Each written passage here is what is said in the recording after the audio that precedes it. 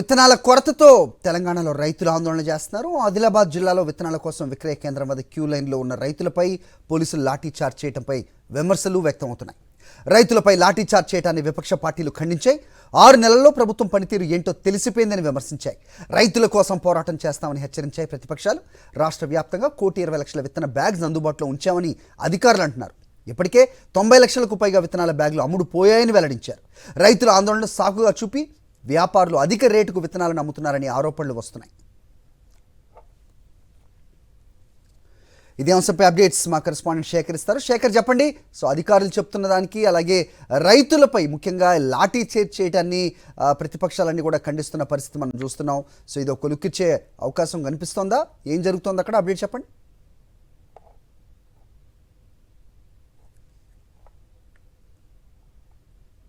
వర్షాకాలం పంటలకు రైతులంతా కూడా పొలాలను సిద్ధం చేసుకుంటా ఉన్నారు. విత్తనాల కోసం షాపుల దగ్గరికి వచ్చినటువంటి సందర్భంలో నో స్టాక్స్ బోర్డులు పెట్టడంతో కిలోమీటర్ల మేర అన్ని జిల్లాలలో రైతులు క్యూ కడుతున్నటువంటి పరిస్థితులు ఉన్నాయి. అటు నిన్న జరిగినటువంటి ఘటన మీద తీవ్ర స్థాయిలో విమర్శలు వస్తున్నటువంటి పరిస్థితులు. ఆదిలాబాద్లో జరిగినటువంటి ఘటన, రైతులు విత్తనాల కోసం క్యూ లైన్లో నిలబడము, అక్కడ నో స్టాక్స్ బోర్డు మొదటగా అక్కడ సేలింగ్ చేస్తున్నటువంటి షాపు ఓనర్స్ పెట్టి తర్వాత పోలీసులు రంగప్రవేశం చేసిన తర్వాత ఓపెన్ చేసినటువంటి పరిస్థితులు. ఈ నో స్టాక్స్ బోర్డు పెట్టడం వల్ల రైతులు ఆందోళనకు గురై విత్తనాలు దొరకవేమో అన్నటువంటి ఆలోచనలో భాగంగా కొంత తోపులాట జరిగినటువంటి సందర్భం.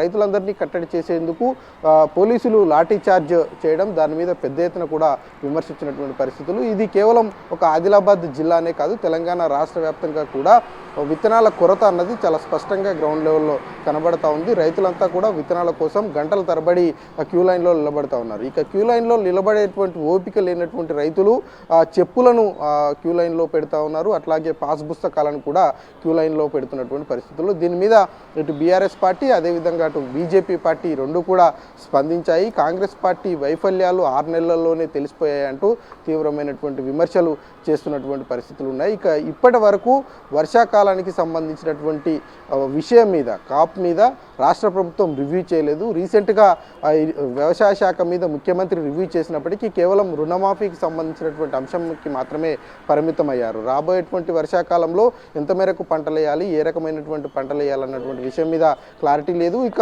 అగ్రికల్చర్ మినిస్టర్ కూడా ఈ విషయం మీద ఇప్పటివరకు స్పందించలేదు. ఇక విత్తనాలు అందుబాటులో ఉన్నాయంటూ అగ్రికల్చర్ మినిస్టర్ నుంచి ఒక నోటు వచ్చింది. 1,20,00,000 పైచిలకు విత్తన బ్యాగులు అందుబాటులో ఉన్నాయి, ఇప్పటివరకు 90 లక్షలు అమ్ముడుపోయాయంటూ కూడా అగ్రికల్చర్ మినిస్ట్రీ నుంచి నోట్ వచ్చినటువంటి పరిస్థితులు అయితే ఉన్నాయని చెప్పుకోవాలి. కానీ గ్రౌండ్ లెవెల్లో మాత్రం డిమాండ్ పెద్ద ఎత్తున ఉంది. మరి రాబోయేటువంటి రోజుల్లో ఈ విషయం మీద రాష్ట్ర ప్రభుత్వం ఎలా స్పందిస్తుంది, ఎలా ముందుకు వెళ్తుంది అన్నది చూడాల్సి ఉంటుంది. హరి.